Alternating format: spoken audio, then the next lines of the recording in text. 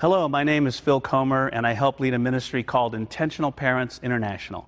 It's a nonprofit that exists to help parents raise up the next generation of passionate Jesus followers.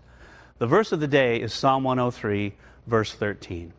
As a father has compassion on his children, so the Lord has compassion on those who fear him.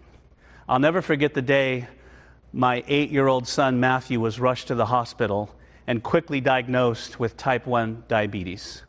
Suddenly he's there in the hospital room hooked up to tubes. My wife was like a rock.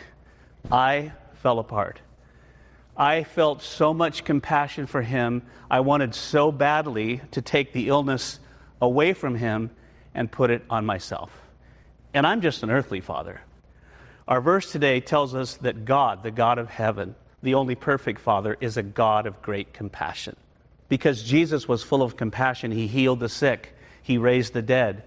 When Lazarus was in the tomb and he arrived there and saw the grief and the sadness in the eyes of Mary and Martha, he wept, the Bible says, and then he did something about it by raising their brother from the dead.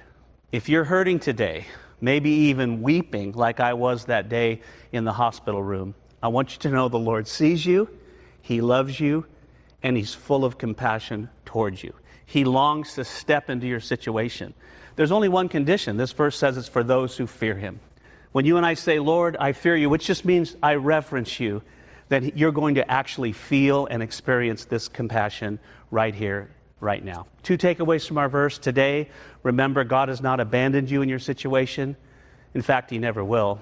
And secondly, because of that, you can run to him instead of away from him. And you know what? As soon as you take that first step towards him, you'll find that he's already there, ready to wrap his everlasting arms around you, because he's a God of compassion.